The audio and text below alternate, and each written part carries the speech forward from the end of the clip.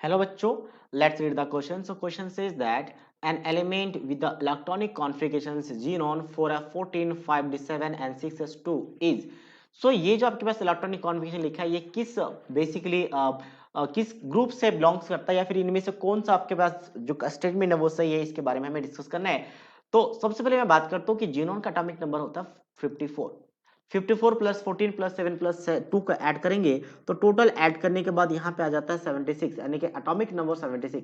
और atomic number 76 की बात करें तो ये बेसिकली होता है कि ऑस्मिनियम का होता है, यानी ओएस लिखा जाता है और ये डी ब्लॉक से बिलोंग करता है। बट फिर भी अगर मान लो मुझे नहीं पता, हम यहाँ इलेक्ट्रॉनिक कॉन्फ़िगरेशन से कैसे पता करेंगे। तो इलेक्ट्रॉनिक कॉन्फ़िगरेशन में मुझे दिख रहा है कि 5d ऑर्बिटल में हाफ फिल्ड है, मतलब यहाँ पे इलेक्ट्रॉन फील्ड हो रहा है। इलेक्ट्रॉन फील्ड करने का तरीका क्या है, अगर मैं बात करूँ यहाँ पे तो सबसे पहले इलेक्ट्रॉन फील्ड होता है 6s में।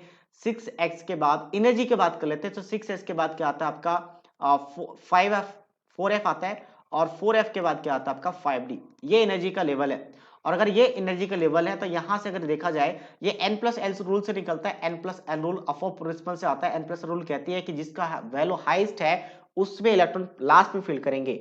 तो n प्लस एल रूल। अब s के लिए l की बात करें तो 0 होता है।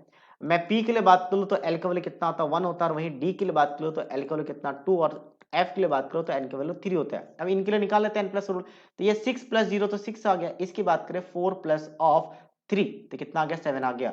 इसकी बात करें तो 5 प्लस ऑफ 2 7 आ गया। और n प्लस रूल अगर फेल हो जाए 7 7 तो हाईएस्ट वैल्यू ऑफ n से एनर्जी निकल जाती है। तो ये एनर्जी का सीरीज है। तो इलेक्ट्रॉन पहले 6s में फिल होगा, फिर 4f में फिल होगा और फिर आपका 5d में। तो लास्ट में इलेक्ट्रॉन 5d में फिल हुआ है और 7 इलेक्ट्रॉन्स हैं, मतलब यहीं पे अनपेड इलेक्ट्रॉन है तो यहीं पे लास्ट इलेक्ट्रॉन गया है, मतलब ये डी ब्लॉक का एलिमेंट है। सबसे पहले तो ये डी ब्लॉक का एलिमेंट है। और डी ब्लॉक एलिमेंट्स को हम लोग ट्रांजिशन एलिमेंट भी कहते हैं। ट्रांजिशन एलिमेंट का डेफिनेशन क्या है, डेफिनेशन है कि इसके ग्राउंड स्टेट में या तो फिर किसी भी आपके पास ऑक्सीडेशन स्टेट में, कॉमन ऑक्सीडेशन स्टेट में डी ऑर्बिटल पार्शियली फिल्ड होना चाहिए, मतलब 1 से लेकर 9 तक इलेक्ट्रॉन होना चाहिए।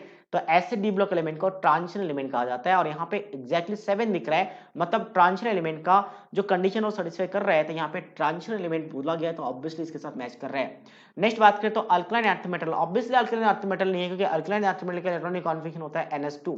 तो ये आपका रॉन्ग है। इनर्ट गैस की बात करते हैं तो इनर्ट गैस की बात करें तो इनर्ट गैस क्या होता है, इनर्ट गैस आपका होता है NS2NP6। तो ये भी मैच नहीं कर रहा है। Next rare earth metal. Rare earth metal क्या होता है, जो 4f सीरीज के एलिमेंट्स है, 4f सीरीज का एलिमेंट्स है यानी f ब्लॉक के एलिमेंट्स है, जनरली इनको रेयर अर्थ मेटल कहा जाता है। तो ऑब्वियसली ये 4f का नहीं है क्योंकि आपका ये f ब्लॉक एलिमेंट नहीं है, d ब्लॉक का एलिमेंट है। तो ये भी स्टेटमेंट रॉन्ग है। तो that means only B is the right answer of this question. So I hope you understood it well. All the best.